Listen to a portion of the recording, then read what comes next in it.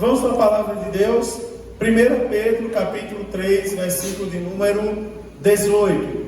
Diz assim: porque também Cristo padeceu uma vez pelos pecados, o justo pelos injustos, para levar-nos a Deus, mortificado na verdade na carne, mas vivificado pelo Espírito, no qual também foi e pregou aos espíritos em prisão, os quais em outro tempo foram rebeldes, quando a longanimidade de Deus esperava nos dias de Noé, enquanto se preparava a arca, na qual poucas, isto é, 8 almas se salvaram pela água, que também como uma verdadeira figura agora vos salva, batismo, não do despojamento da imundícia da carne, mas da indagação de uma boa consciência para com Deus, pela ressurreição de Jesus Cristo, o qual está à destra de Deus, tendo subido ao céu, havendo-se lhe sujeitado aos anjos e às autoridades e às potências. Amém, queridos? Até aqui. Amados irmãos, eu comecei o contexto do versículo 8, a partir do versículo 8, e eu disse que ia até o versículo de número 22, falando acerca de uma vida vitoriosa para nós que somos filhos de Deus, nós que aceitamos Jesus.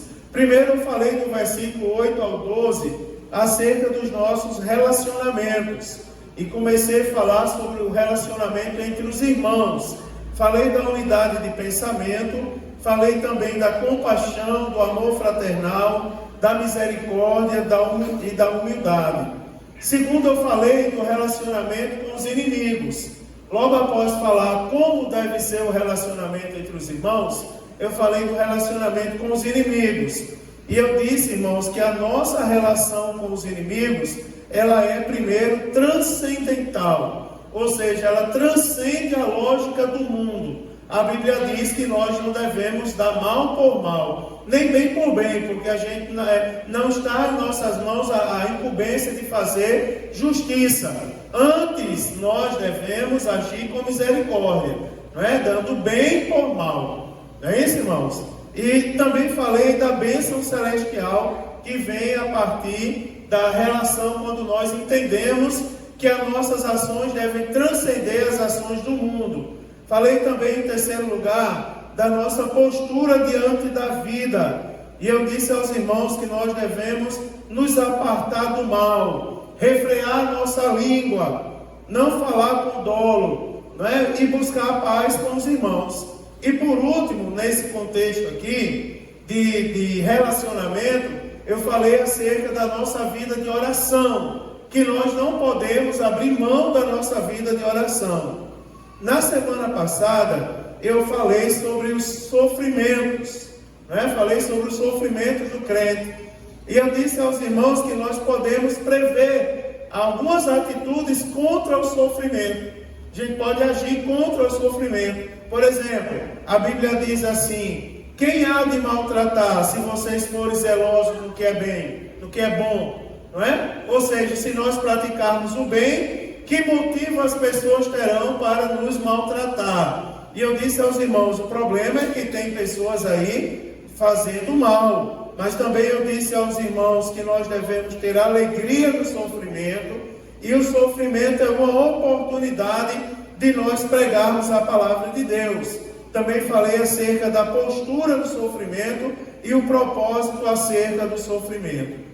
Hoje, irmãos, para terminar o capítulo de número 2, e esse contexto aqui que vai do versículo de número 12, 18 ao versículo de número 22, eu quero falar com os irmãos acerca da vitória de Cristo, porque o versículo de número 17, e é aqui que eu quero começar a falar o assunto de hoje, o versículo de número 17, ele vai dizer: porque melhor é que padeçais fazendo o bem, se é que é a vontade de Deus, do que fazendo o mal. Esse versículo foi o versículo que eu terminei no ano passado, na última terça do ano passado, explicando para os irmãos. É melhor padecer fazendo o bem. lembre-se, se é que é a vontade de Deus, que a vontade de Deus não é que ninguém pereça, antes, não é, irmãos, que estejamos vivos em Cristo, fazendo a obra do Mestre, se é que é a vontade de Deus, do que fazendo mal. Aí a Bíblia, no versículo 18, começa com mais um porquê, junto e sem acento, porque diz assim, porque também Cristo padeceu uma vez pelos pecados. E nós vamos observar que, em primeiro lugar, o apóstolo Pedro, quando ele está falando acerca de Cristo, como ele começa a falar acerca de Cristo e da vida vitoriosa, ele nos lembra quem é Jesus Cristo. Nós não podemos esquecer quem é Jesus Cristo. Olha, irmãos, é uma coisa interessante, é porque na dispensação da graça, que é a dispensação que nós vivemos atualmente, nós devemos viver com consciência. Crente não pode viver como se estivesse na escuridão, sem saber para onde vai, sem saber quem é, sem saber como está. Não, crente, ele tem que ter os pés firmados na rocha. Você vê que o apóstolo Paulo, ele faz algumas coisas que contrariam os nossos maus costumes. Por exemplo, a gente tem mania de dizer eu fiz, a gente tem mania de ter essa convicção. Mas o apóstolo Paulo bate no peito, contraria todo mundo e diz, eu plantei, pronto. Quem tinha que plantar não era ele, então eu plantei, eu fiz a minha parte. Aí ele diz, Apolo regou. Agora, Deus deu o crescimento. Pelo que nem o que planta, nem o que rega alguma coisa. Agora, o Deus que dá o crescimento. Mas ele tinha convicção. Por exemplo, um dos motivos pelo qual o apóstolo Paulo, o mesmo apóstolo Paulo escreve a segunda carta aos Coríntios, é para reafirmar sua autoridade apostólica. Porque após a primeira carta, questionaram a autoridade apostólica dele. Aí ele disse, eu tive um encontro com Jesus Cristo, que nenhum de vocês tiveram. Eu tenho autoridade apostólica para escrever o que eu escrevi. E um pouco mais, ele escreve a segunda carta, reafirmando a sua autoridade apostólica.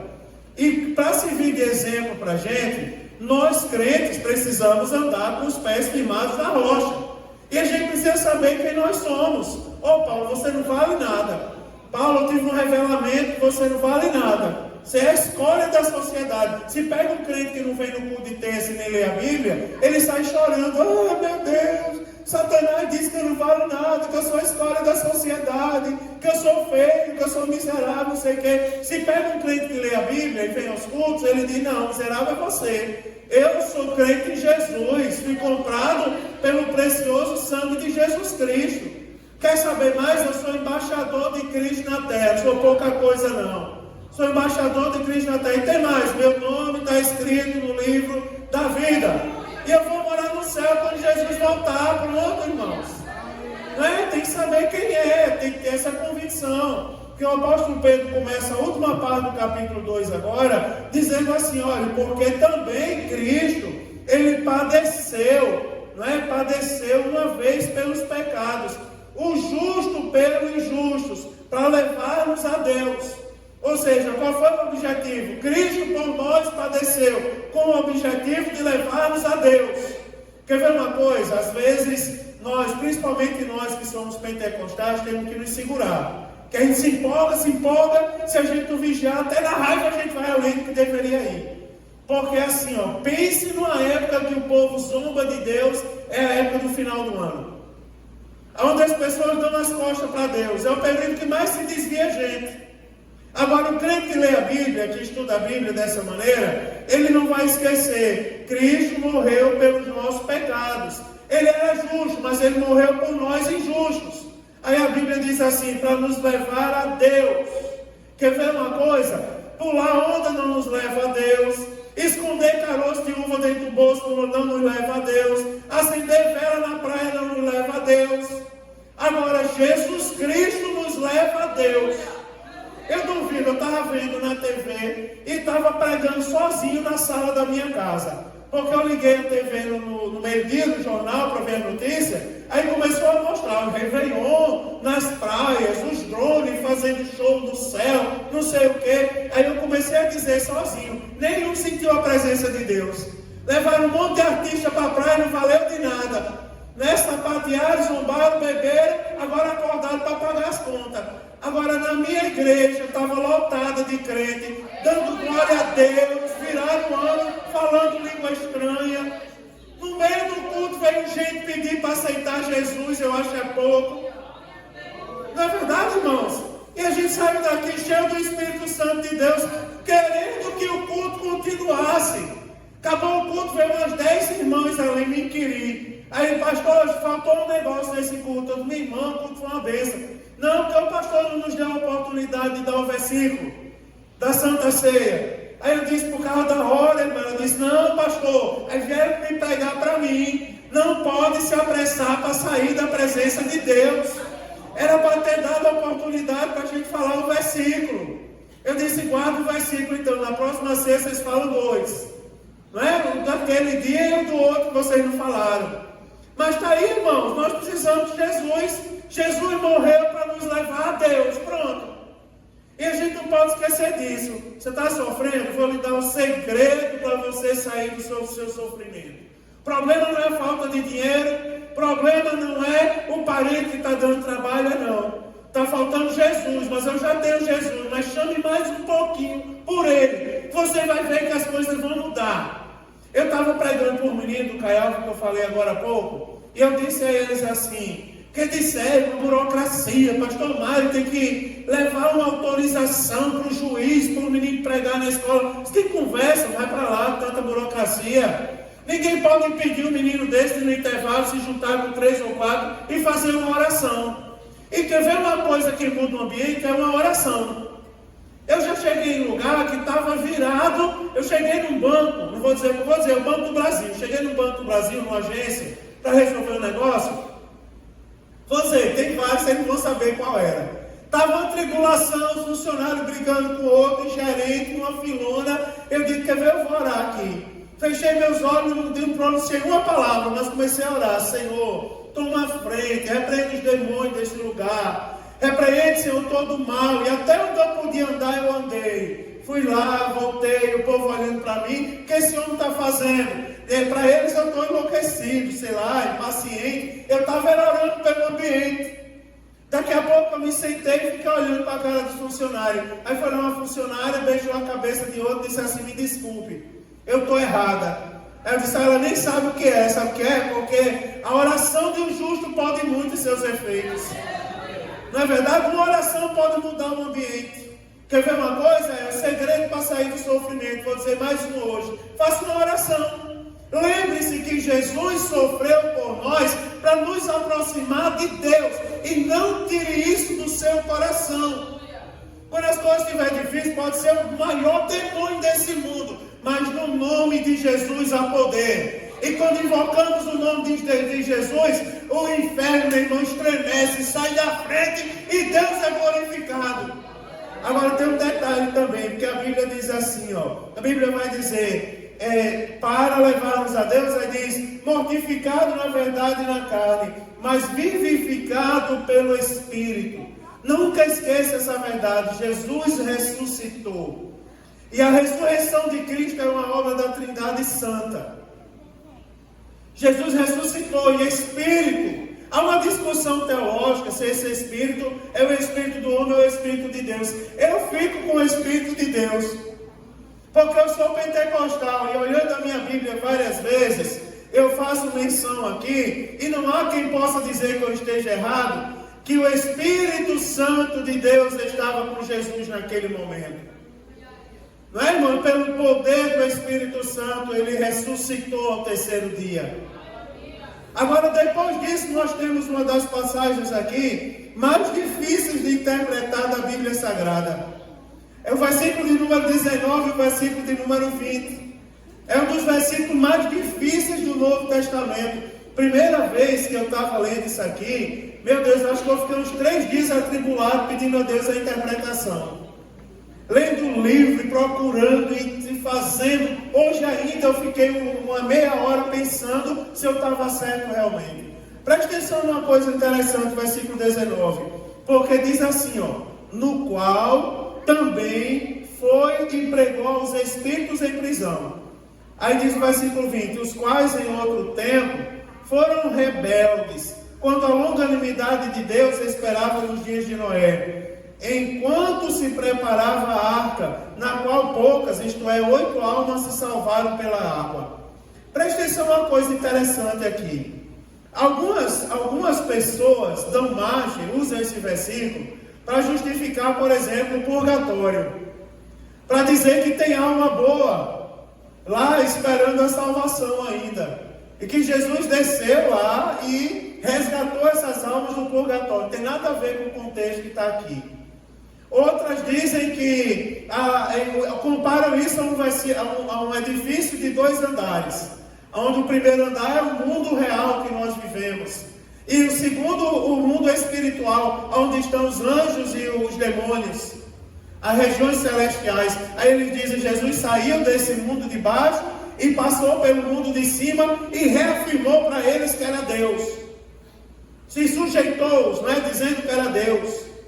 E tem a interpretação, irmãos, e isso tudo cai por terra se a gente interpreta isso aqui, se a gente não pega o versículo isoladamente. O apóstolo Pedro é especialista em mudar de assunto, de versículo a versículo. Por exemplo, primeiro ele fala de Jesus, quando chegar no versículo 21, ele já vai falar do batismo em águas. Já vai mudar completamente o assunto. Você vai observar uma coisa interessante. Se você pega a contextualização disso aqui, você vai ver que a Ásia era uma região especialista e, assim, meu irmão, empestada de heresia, de seita, de adivinhação. Você lembra da menina que tinha um espírito de adivinhação? Não é? Que acabou Paulo e Silas na prisão por causa dela. Você lembra diante dos Efésios? E tantas outras coisas de adivinhação que a Bíblia diz que tinha lá no meio da Ásia. O apóstolo Pedro agora, ele está falando aos crentes. Primeiro ele lembra quem é Jesus. Jesus era justo e morreu por vocês injustos, para conduzir vocês a Deus. Ele foi morto, mas foi vivificado pelo Espírito. Aí ele diz assim, chamando a atenção dos crentes, porque a carta do apóstolo Pedro é para os crentes. Aí ele diz assim, no qual também ele foi e pregou aos espíritos em prisão. Se a gente pegar só esse versículo aqui, a gente vai criar uma heresia. Me diga uma coisa, tem salvação para os que morreram? Será que tem salvação depois da morte? A gente acredita em salvação depois da morte? Não acredita. Depois da morte, os que morreram sem Cristo estão lá no Hades, até o juízo final. Os que morreram com Cristo ressuscitarão quando a trombeta tocar. Não é, irmãos? Juntamente com os que estiveram vivos serão levados aos ares. Agora preste atenção o que o apóstolo Pedro está dizendo. Aqui não está dizendo que ele pregou aos espíritos em prisão, os espíritos que estavam aprisionados, não. Se você pega o versículo de número 20, que é a continuidade do versículo 19, você vai ver que o parágrafo começa no versículo 18, quando fala de Cristo, o justo que morreu pelos injustos. E o parágrafo só vai terminar no versículo de número 22. Aqui é o mesmo parágrafo, está falando de Jesus. Aí diz assim, versículo 20, os quais, ou seja, no qual também pregou os espíritos em prisão. Aí o versículo 20 diz, os quais em outro tempo foram rebeldes. Quem foram os rebeldes do versículo 20? Os espíritos que estão na prisão. Aí ele diz quem são eles. Ele diz assim, acompanhe na sua Bíblia. Quando a longanimidade de Deus esperava nos dias de Noé. Ou seja, quem são os rebeldes em prisão aqui? A Bíblia está falando que o Espírito que vivificou Jesus Cristo, a Bíblia diz que o Espírito pregou aos que estão, a Bíblia fala no passado, pregou no passado, aos espíritos em prisão. Que espíritos são esses? Os rebeldes da época do dilúvio. E que espírito foi esse? Como é que o Espírito prega? Alguém já viu aqui o Espírito Santo? Alguém já viu o Espírito Santo? Nós somos vasos na mão do Espírito Santo. Quem era o arauto de Deus na época de Noé? Na época que a arca estava sendo construída? O próprio Noé, irmãos. Quem foi que pregou nos tempos de Noé sobre a longanimidade de Deus? O próprio Noé. A Bíblia está dizendo, o mesmo Espírito que vivificou Jesus Cristo, ele pregou para os espíritos que em outro tempo foram rebeldes. quando a longanimidade de Deus esperava no dia de Noé, enquanto se preparava a arca. Mas sabe o que aconteceu com eles? Pereceram. Sabe o que é isso aqui? É um alerta para a igreja. A carta foi escrita à igreja. O apóstolo Pedro está dando um alerta à igreja. Se você não reconhecer, se você não tiver em seu coração que Jesus ressuscitou por causa dos seus pecados, o seu fim vai ser semelhantemente aos espíritos que pereceram na época de Noé. Porque lá na época de Noé, eles ouviram falar da longanimidade de Deus. Irmãos amados, eu quero crer que nessa igreja, não tem ninguém brincando com Deus. Eu quero crer que em nosso meio não tem ninguém brincando com Deus. Não tem ninguém, irmãos, que é crente dentro da igreja e não é crente lá fora. Porque o apóstolo Paulo está falando com esses. Entendam que o Jesus de que vocês servem, ele morreu na cruz do Calvário por vocês. Ele deu a vida por vocês. Ele ressuscitou. E um dia ele vai voltar para buscar vocês. Ele foi vivificado pelo Espírito. O mesmo Espírito que pregou na época de Noé. E as pessoas não acreditaram. A Bíblia chega a dizer, semelhantemente aos dias de Noé, onde muitos comiam, bebiam, casavam, se davam em casamento e não se davam conta do que estava para acontecer. Aí a Bíblia diz, dos quais há poucas, isto é, 8 almas se salvaram pelas águas. Ou seja, eles não deram ouvidos. Deus não quer que o fim das pessoas dessa igreja seja igual ao fim daquelas pessoas na época de Noé. Em nome de Jesus, nós fomos resgatados pelo poder, pelo nome precioso de Jesus Cristo. Nós fomos resgatados, irmãos. Em nome de Jesus, não vamos perecer. Quer ver uma coisa? Quer ver como é boa uma palavra como essa? É porque uma palavra como essa, ela vai surtir efeito assim, meus filhos. Eu imagino alguém, algum dia, caindo na tentação do pecado. Eu imagino alguém dessa igreja um dia cair na tentação do pecado. Está lá. Vamos supor que se eu sair desse tapete eu peco. Eu imagino alguém com o pé lá quase colocando fora do tapete. Quando chega bem perto do tapete, diz, não, terça-feira eu ouvi falar, não é? Eu ouvi falar que os que não acreditaram que Jesus Cristo morreu justo pelos injustos, eles tiveram um fim terrível. Eles foram mortos pelas águas. Irmãos, e uma coisa tão terrível, a morte pelas águas da época de Noé, que a Bíblia diz, cita o pacto noético. O próprio Deus dizendo, nunca mais eu derramarei sobre a terra um dilúvio semelhante ao que aconteceu no dia de Noé. Eu já expliquei na igreja que as águas romperam-se a face do abismo. Vinha água de baixo e vinha água de cima. Não tinha como ninguém escapar.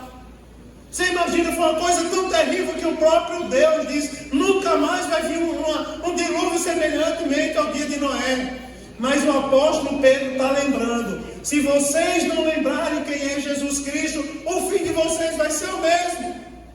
Só restaram 8, só restaram os que acreditaram e entraram na arca. E eu quero crer, meu irmão, que aqui vai restar mais de 8. Eu quero crer que essa igreja, em nome de Jesus, está salva e vai morar na eternidade com Cristo. Aleluia! Daqui não vai perecer ninguém, porque eu tenho orado e tenho dito, Senhor, salva a minha igreja. Eu tenho dito de noite, repreende, Senhor, todo mal, tira o sono, faz as pessoas lembrarem como é bom estar na tua presença, mas que nenhuma alma da minha igreja se perca em nome de Jesus. Nenhuma vai se perder. Nenhuma vai se perder. Aleluia! Glória a Deus! Eu creio, meu irmão, no poder que há nessa palavra. Porque o mesmo Deus que fala agora, você imagina que os que não acreditaram estão no Hades. Estão esperando o juízo final agora para irem para a condenação eterna. Irmão, você já imaginou um sofrimento tal de você procurar a morte e não encontrar? Você já imaginou o sofrimento tal? Sangue de Jesus tem poder, não é, irmãos? Isso deve gerar temor em nosso coração. O pastor está fazendo medo. Teve um adolescente ali que disse assim: meu Deus, pastor, o senhor faz uma pressão psicológica? Não, não é pressão psicológica, não. É a palavra pregada como ninguém quer pregar mais. Isso tem que gerar temor no nosso coração. O inferno é real. E o inferno é um lugar de tormenta. Um dia vão procurar esses pregadores. Cadê aqueles pregadores que pregavam sobre o céu? E diziam: não queiram ir para o inferno. Domingo os meninos tiveram aula ali, os adolescentes, jovens, sobre a segunda volta de Cristo na escola dominical. Aí teve uma moça que disse assim: pastor, teve uma hora que eu chorei, quando o João dando aula disse assim: irmãos, se esforcem para estar na primeira carrada, porque na segunda vai ser mais difícil. Se esforcem para estar na primeira, que é aquela que vai subir com o toque da trombeta, o alarido, a voz do arcanjo, não abrir e fechar de olhos. Se esforce para estar naquele meio ali. Aí a moça disse: pastor, naquela hora me deu um medo tão grande que eu estava para tomar uma decisão. E eu olhei, liguei para a pessoa e disse: não, minha decisão é por Cristo Jesus. Que Deus faça, né, gerar em nosso coração esse temor. Aí você observa que o mesmo apóstolo Pedro, agora, quando ele fala das águas que mataram, porque só restaram 8 daquelas águas que mataram por causa da desobediência, ele agora vai falar das águas que levam para o céu. Ele muda de assunto para falar do batismo. Aí ele diz assim, lá no versículo de número 21, que também como uma verdadeira figura, agora vos salva. Aí ele diz o batismo. Como uma figura, eu vou explicar o sentido figurado do batismo. Aí ele diz assim: não no despojamento da imundícia da carne, mas da indagação, ou seja, da pergunta de uma boa consciência para com Deus, pela ressurreição de Jesus Cristo. Preste atenção uma coisa interessante agora. Preste atenção, porque se por um lado nós tínhamos as águas que matavam, por outro lado agora nós temos a figura do batismo. E vamos lembrar do batismo e de uma boa consciência para com Deus. Porque só aqui dá uma pregação de 2 horas, mas eu não vou passar 2 horas, você fiel ao horário. Você imagina que agora ele está falando do batismo. E aqui no batismo eu quero destacar algumas coisas. Primeiro, o que o apóstolo Pedro evoca aqui é a história do batismo. Você vai ver que na época que Noé, ele preparava a arca, ele se tornou um pregador da justiça daquela época. E a população pereceu e apenas 8 foram salvos. Agora, pelas águas. Você vai observar que a mesma água que afogou multidões e fez a arca boiar e depois baixar, você vai ver que a mesma água que afogou multidões e agora salvou a família de Noé da iniquidade. Antes que o dilúvio de perversidade desse fim à família de Noé, Deus salvou eles. Não é? Antes que a perversidade desse fim contaminasse a família de Noé, Deus resgatou. A mesma água que matou também salvou uma família. É o sentido histórico. A mesma água que mata aqueles que não acreditam, ela salva os fiéis.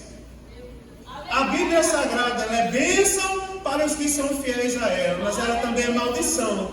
Para os que conhecem, a Bíblia diz que aos fiéis as bênçãos e as misericórdias alcançarão.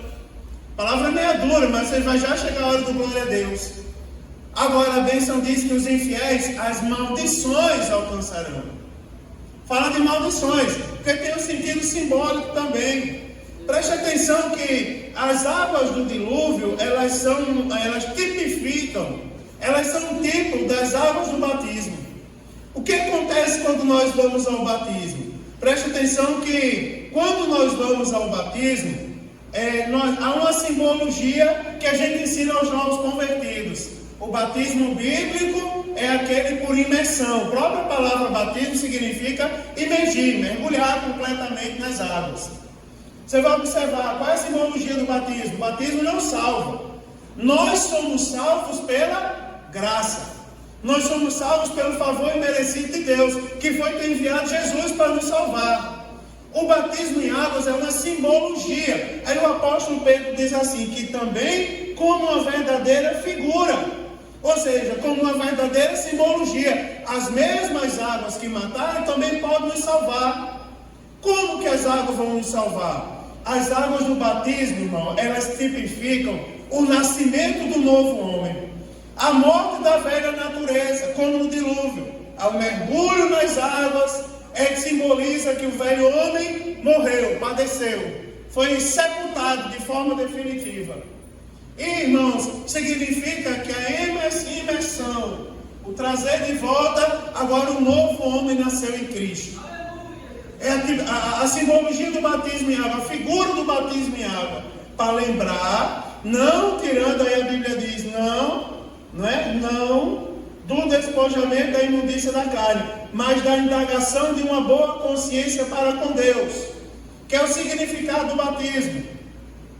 Preste atenção agora que aqui está falando de uma boa consciência para com Deus. Por exemplo, olha para cá, vai chegar a hora do glória a Deus. Por que nós não batizamos crianças? Porque as crianças simplesmente não têm condições de decidir por si própria. Ela não tem a consciência formada em Cristo ainda.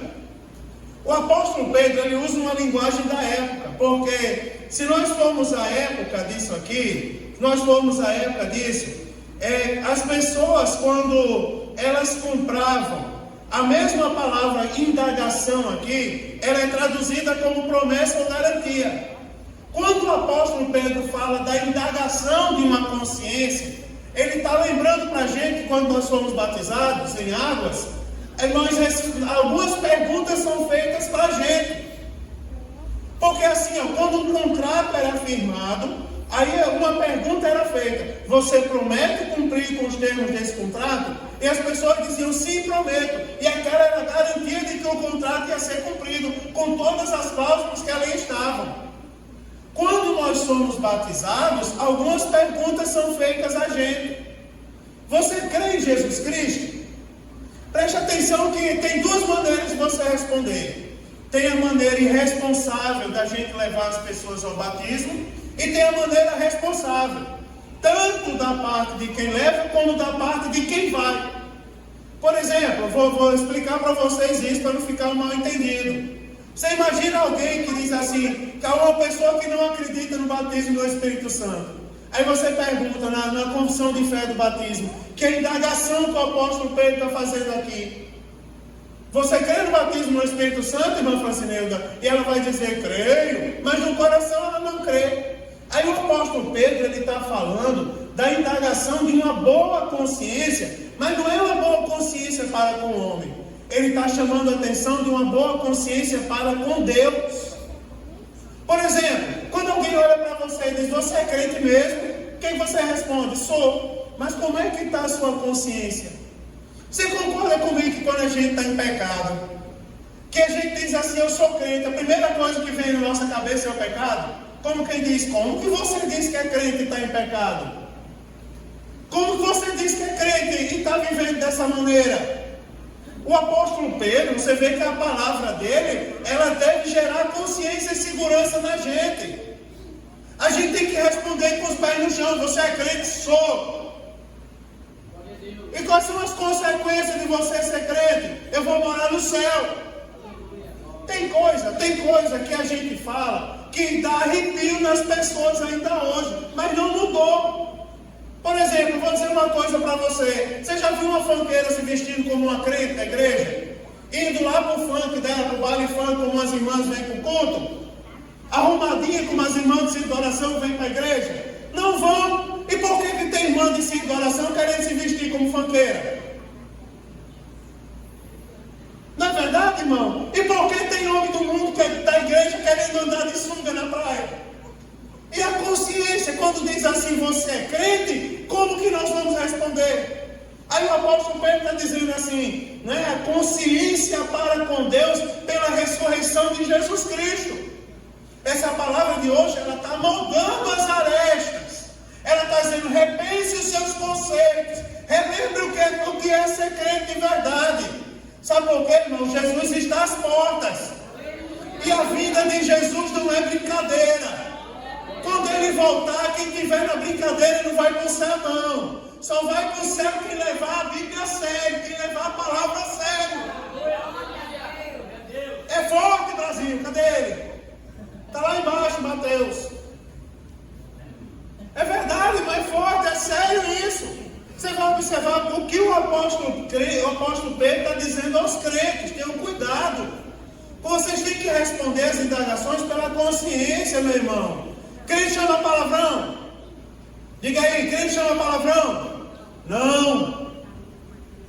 Mas quando alguém perguntar para você, eu lembro que quando eu fui levado ao batismo, lá no Nordeste a profissão de fé é diferente do Sul. No Sul a profissão de fé, a confissão de fé é feita na hora do batismo. Quando o pastor vai batizar lá no tanque batismal, ele pergunta: você crê em Jesus Cristo?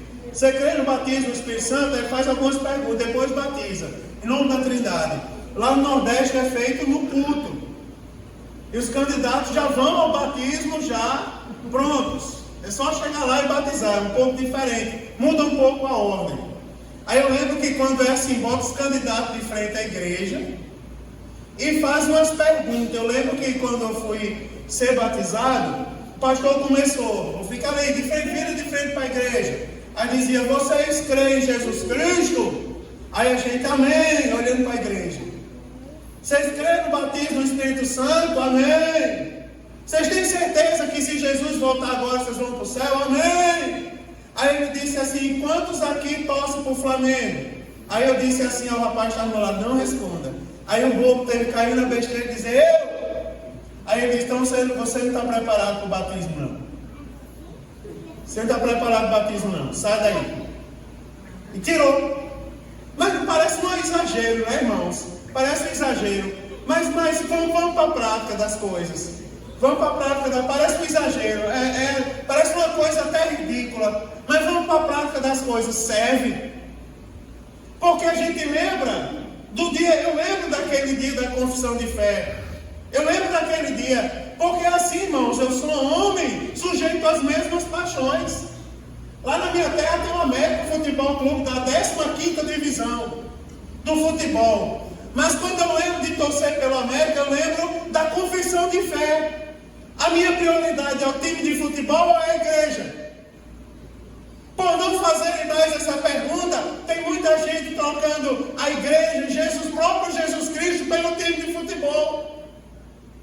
O apóstolo Pedro, quando ele fala de uma boa consciência, ele lembra. Parece ridículo falar. Vocês sabem que eu não falo isso aqui em todo culto, é muito difícil eu falar. Mas num contexto como esse, tem gente trocando Jesus pela novela.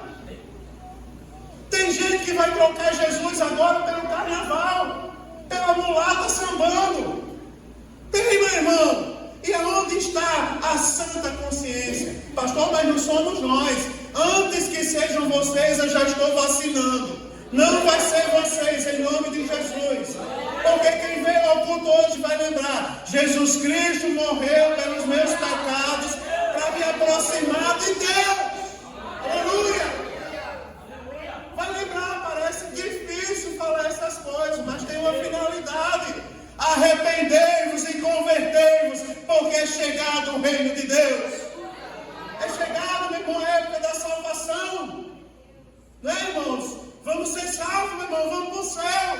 Mas nós vamos ouvir a palavra como ela é. Está aqui, ó. Não é, irmão? Não aí a Bíblia diz não do despojamento da imundícia, mas da indagação de uma boa consciência para com Deus. Pela ressurreição de Jesus Cristo. Aí a Bíblia lembra onde está Deus, onde está Jesus.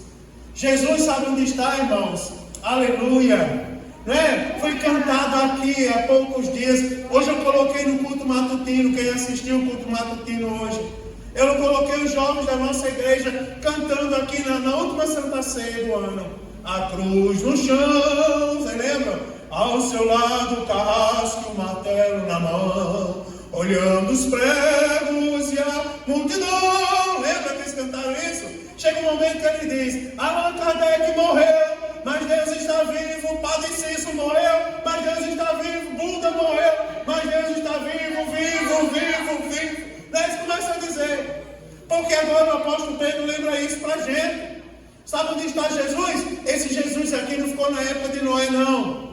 Naquela época ele já era Deus, porque a Bíblia diz que tudo que foi feito por ele, e nada do que foi feito sem ele se fez. Ele já estava lá na época da criação, ele estava lá na época do dilúvio, mas a Bíblia também diz aquele mesmo Jesus, o qual, o versículo 22 diz, está à destra de Deus, tendo subido ao céu e havendo-se lhe sujeitado os anjos e as autoridades e as potências. Você vai observar, esse mesmo Jesus, sabe onde ele está? Está vivo. Mesmo Jesus está vivo. Você vai ver que se o mesmo Jesus está vivo, o apóstolo Pedro está nos chamando a mesma responsabilidade agora. Não se desvie de Jesus Cristo. Não se desvie de Jesus Cristo. Seja crente. Seja crente, meu irmão. Seja crente em Cristo Jesus. Guarda essa palavra. Um dia vocês vão lembrar de mim. Eu não sei onde eu vou estar. Não sei nem se vou estar vivo. Mas vocês vão lembrar e vão dizer: um dia passou um pastor aqui que era terrível. Que ele dizia para a gente na terça-feira: seja crente. Não abra mão de ser crente. Seja santo em toda a vossa maneira de ser. A gente precisa começar o ano sendo lembrado disso.